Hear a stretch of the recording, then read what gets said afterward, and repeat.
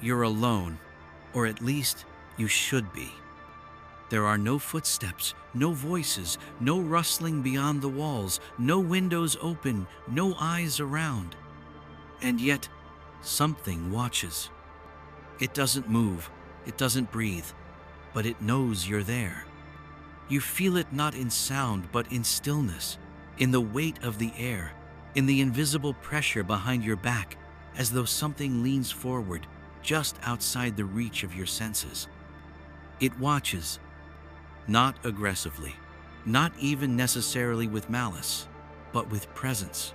A presence that doesn't blink, that doesn't retreat when you turn on the light. And if you've ever felt this, you're not alone. In fact, this sensation is nearly universal.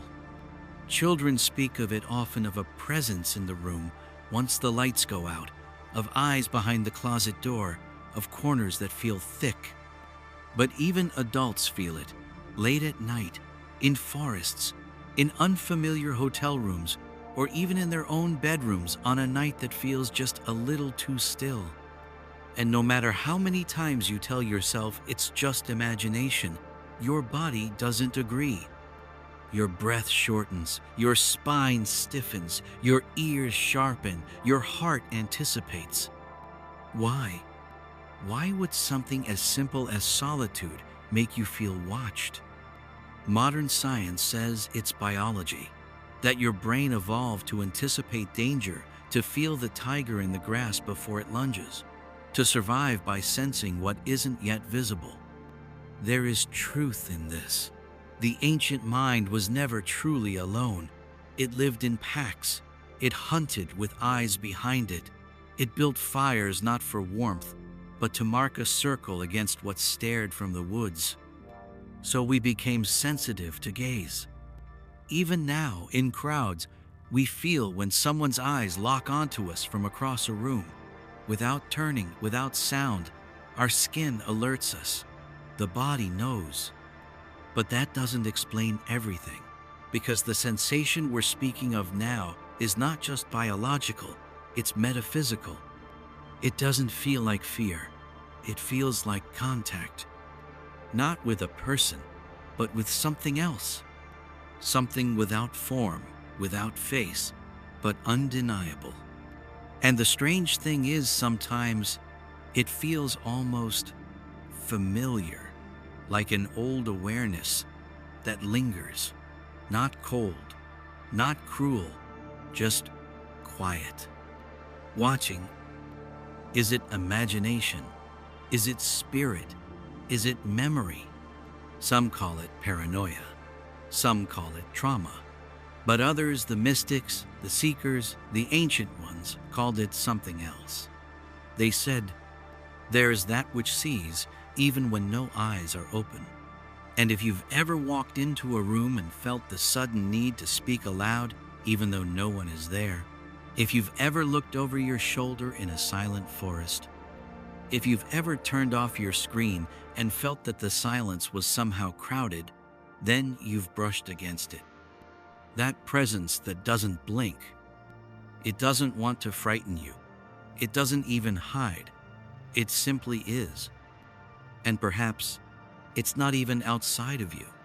Perhaps the reason you feel watched when you are alone is because part of you is finally still enough to notice that you are always watching.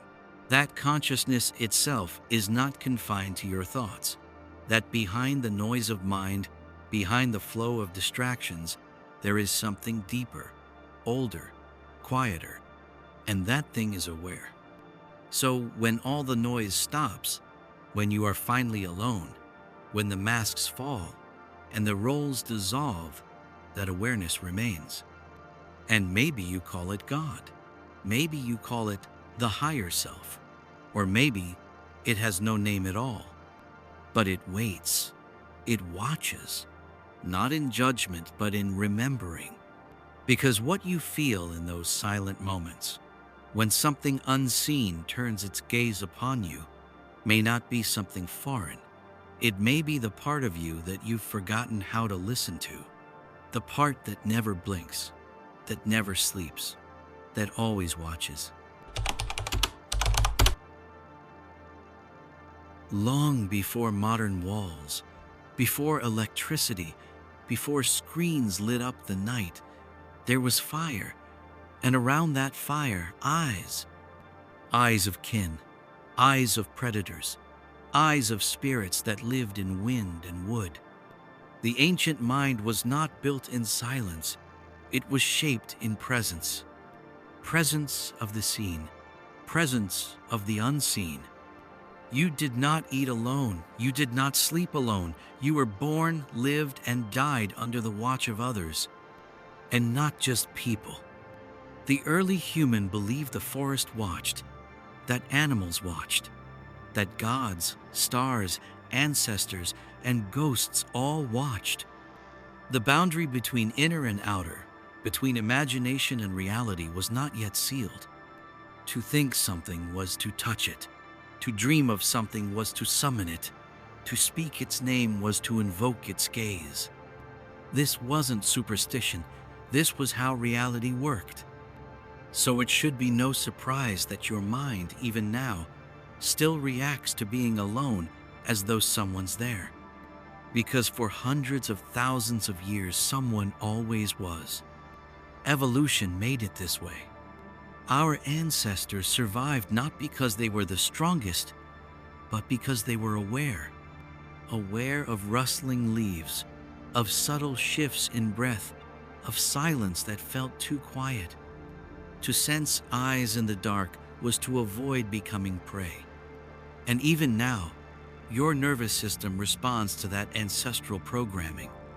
A creak of wood behind you, a flicker in the corner of your vision, a chill down the back of your neck. It isn't just imagination, it's memory. Old memory, biological memory.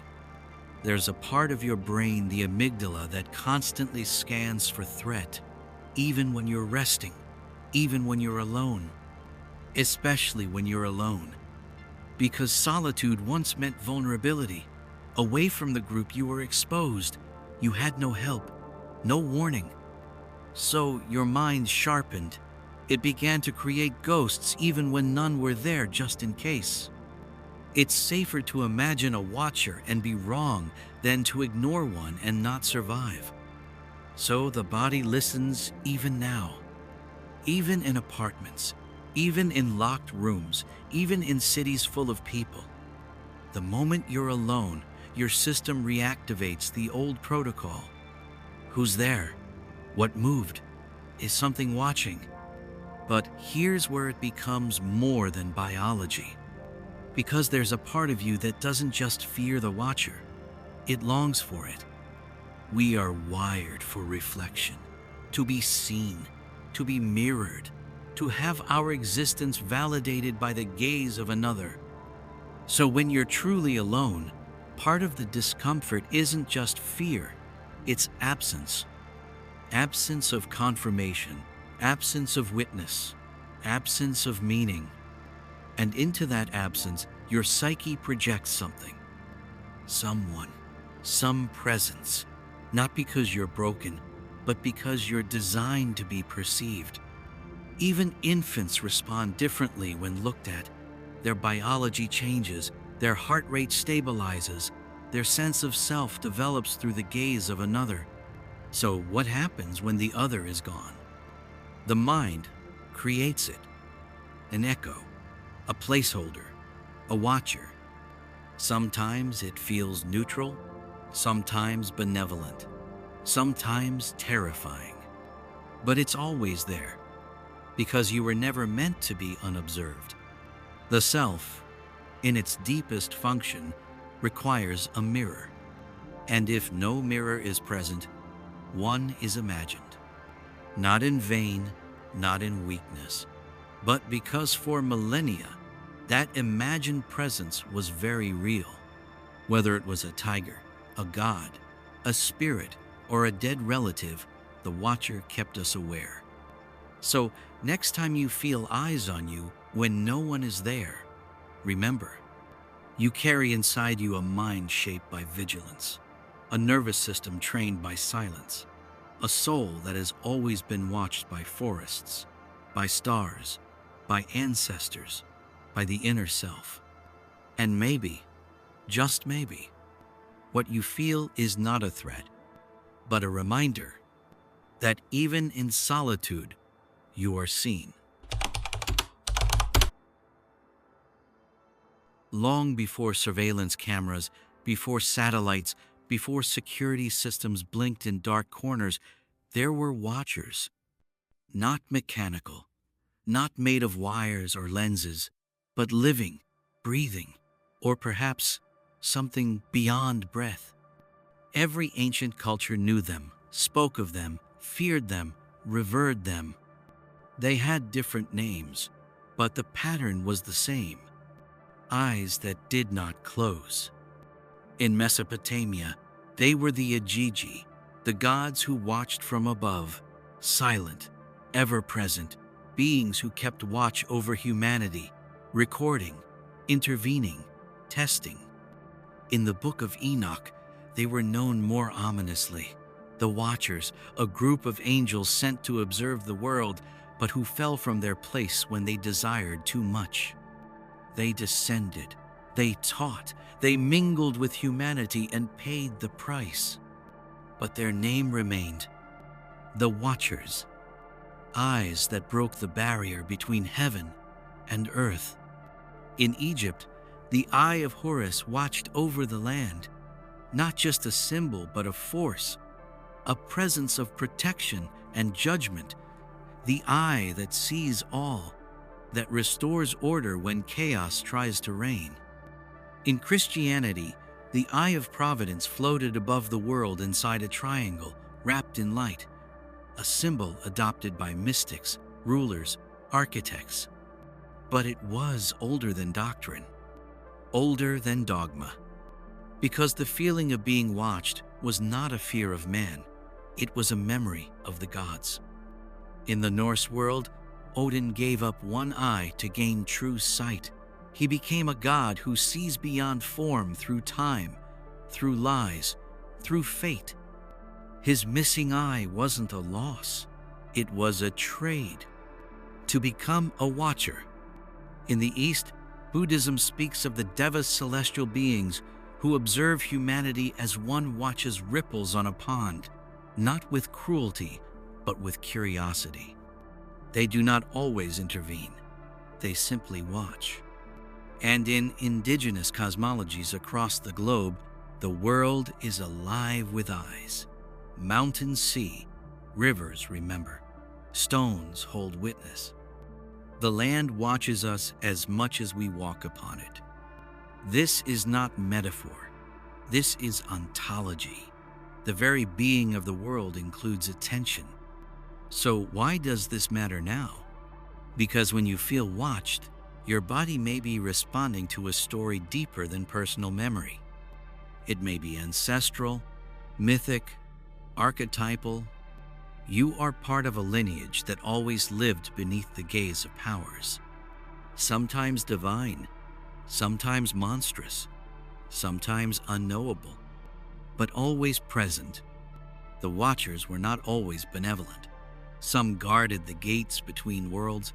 Some punished those who dared to trespass. Some watched in silence, mirroring your every movement, judging nothing, but never blinking. Even in modern times, the archetype remains. In alien abduction stories, in ghost sightings, in shadow people, in stories of men in black and faceless figures at the foot of the bed. Always the feeling is the same. I am not alone. Something is watching, and it sees deeper than I do. So what if that sensation, that prickling at the back of your neck, is not your imagination, but your inheritance? What if, buried in your bones, is the echo of all those old stories? The ones that said, "There are eyes upon the world, and they are older than time." We no longer carve them into temple walls, but they remain in our dreams, in our fears, in the silence after midnight. They were never gone.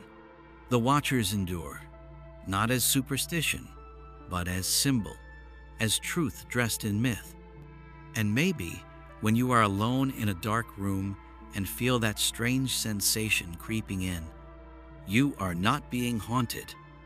You are being remembered, not by a ghost, but by the ancient memory of what it meant to be seen by something more. Stand in a quiet room, no sound, no motion, only stillness. Now breathe, look around, and feel, truly feel the space. At first, it may seem empty, just air and walls and silence, but wait long enough and something begins to stir beneath the surface. Not physically, energetically, intuitively. The room is not blank. It holds presence. It holds memory. It watches, not with eyes, but with structure. Because space, true space, is never neutral. It reflects back what you bring into it. It responds. Ancient builders knew this. The temples of Egypt, the ziggurats of Mesopotamia, the megaliths of Stonehenge, they weren't simply monuments. They were instruments, built with precision, aligned to stars, measured in sacred ratios. Why? Because the architecture itself was designed to channel the unseen, to focus attention, to summon presence, to invite contact. These spaces didn't just hold rituals, they were rituals. Geometry became invocation. A corridor was a tunnel through dimensions. A dome became a vault of heaven. A threshold marked the boundary between two worlds. The place shaped the experience. And more importantly, the place shaped the presence. Because presence follows pattern. This is why some rooms feel heavy, why abandoned buildings can still feel full, why a church can hum with reverence even when empty. Space absorbs intention. Emotion leaves residue. Attention leaves footprints. Prayer leaves echoes. And over time, a location becomes something more than bricks and air. It becomes inhabited. Not by ghosts necessarily, but by the invisible structure of everything that ever occurred within it. You feel this. When you walk into a hospital at night, when you step into a battlefield preserved in grass, when you enter an old library or a childhood home long emptied, something lingers, something watches, and yet it's not limited to old places. Even your room, your desk, your bed, your mirror all carry impressions of who you've been and what you felt. Every time you thought, prayed, wept, or sat in silence, you left a trace. And these traces speak back. They form patterns in the unseen architecture of the world around you. You may not see them, but your nervous system does. It reacts. It tenses. It feels that something's here without knowing why. The ancient world didn't separate space from spirit. Temples were aligned to constellations not for beauty, but for resonance. The architecture became an amplifier of thought, of prayer, of presence. And in such places, people didn't wonder if they were being watched. They expected to be. Because sacred geometry was a conversation. Every angle, every axis, every shadow a message. A signal, a whisper. You are not alone. And even outside of temples, even in nature, the same principle applied. A cave wasn't just shelter, it was womb, gateway, resonator. A mountain was more than rock, it was a throne, an altar, a sentinel. So when you walk into a quiet room and feel watched, you may be sensing the invisible architecture that has always surrounded you. Not man-made, not artificial, but felt. And maybe the watcher isn't something else at all. Maybe it is space itself awakened by your attention. Because the moment you truly become present, so does everything else. Walls that were silent begin to speak. Corners that were dark begin to shimmer. And the very air around you feels like it is breathing. Watching, waiting, not with judgment, not with intent, but with awareness. Because presence is not passive. It listens, it remembers, and when you are alone enough to notice, you realize the world is never still. It is always watching. Through form, through field, through the subtle architecture of the unseen. What if the one watching you is you? Not the you that thinks or fears or forgets, but the deeper you, the one beneath identity, the one that does not speak but always sees. We imagine the gaze as something external, an outside presence, a shadow in the room, a being with eyes not our own. But what if that feeling of being watched is not about intrusion, but about return? Return of your own attention to the place it came from, to the place it hides when you're distracted, when you perform, when you pretend. Because when you are alone, truly alone, something shifts. The masks slip, the noise fades, the roles fall away.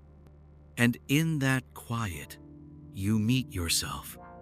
But not the version you built for others, not the self that fits into names or timelines, the watcher within, the eye behind the eyes. Mystics have spoken of it for millennia. In Vedanta, it is called the witness pure awareness, unaffected, unchanging. It watches the thoughts, the emotions, the comings and goings of life, but remains untouched. In Gnostic writings, it is the spark, the seed of divine light buried in flesh. It sees through the illusion of form. It waits behind your dreams, behind your habits, behind your stories. In Sufism, they call it the hidden heart, the part of you that never forgets. And in Jungian psychology, it is the self, not the ego, but the center and circumference of your being. When you feel watched in solitude, you may be brushing against this deeper mirror, not being watched by a ghost, but watched by what is most real in you. And it can feel unsettling, because that part of you does not judge, but it sees through. It sees your distractions, your fears, your longing. It sees who you've become and remembers who you are. Its gaze does not burn, but it reveals. And that's why solitude can feel heavy. Because in the absence of outer mirrors, this inner one awakens. And it reflects without distortion. You cannot pose for it. You cannot lie to it. It doesn't care for achievements, titles, or wounds. It simply holds you exactly as you are. And what you call being watched may actually be a moment of alignment. When attention turns inward, when you remember that you've been split between presence and performance, between essence and appearance, this watcher within has no voice, but you've heard it. In the pause before a decision, in the silence after a mistake, in the awe of a sunrise that leaves you wordless. It speaks not in language but in stillness. And that stillness can feel like pressure when you're not used to it. That's why people fill the room with music, why they turn on screens, why they scroll endlessly. Not because they're bored, but because they're being seen in a way that demands nothing, yet changes everything. Because when the witness returns, you return too. Not to your story, but to your center. And from that center, you begin to see differently. You see your life like a stage. You see your past like a costume. You see the world not as noise, but as signal. Because the watcher within doesn't just observe, it guides. Gently, quietly, unfailingly. It doesn't move your hands, but it knows which way they're going. And when you learn to trust it, you no longer fear being alone. You no longer flinch at silence. You no longer avoid the gaze that waits in empty rooms. Because it's not emptiness, it's not otherness. It's you, unfolded, unmasked, undivided, watching, always, and waiting for you to look back. The feeling of being watched. When alone, could it be more than just your own consciousness? What if the space around you holds echoes, thought forms left behind by others? Ancient wisdom speaks of thought forms, energies shaped by emotion and intention that linger long after their creators have left. These are not ghosts in the classic sense. They are not spirits with desires or will. They are imprints, vibrations in the fabric of reality. A room where anger was shouted still hums with that tension. A place where love was whispered still glows with warmth. A battlefield echoes the chaos of battle. Your home, your office, your street, they all carry layers of energy. And when you step into these spaces alone, sometimes those energies activate, not by magic, but by resonance. Your nervous system picks up the subtle shifts. Your subconscious mind reacts. You feel eyes though no one is there. You hear whispers though the room is silent. You sense presence though you stand by yourself. Psychology calls this residual haunting. The idea that emotional energy can become trapped in environments, creating an atmosphere that feels alive. Science recognizes something similar in the way our brains are wired to seek patterns, to detect faces where none exist, to feel being watched even by a shadow. But ancient traditions go further. They say the world remembers. It is not just inert matter. It is alive with memory and meaning. Every thought you have, every emotion you feel sends ripples outward. And these ripples don't vanish. They collect, they accumulate, they overlap. Sometimes harmoniously, sometimes dissonantly.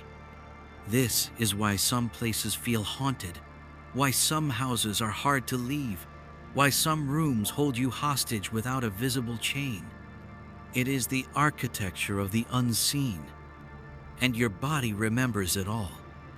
So when you feel watched alone, perhaps you are sensing more than your own mind. You are sensing the echoes of others, their fears, their hopes, their pain. And sometimes the watcher is not separate from you, because you are also a thought form, a pattern of energy, a vibration. You leave traces wherever you go.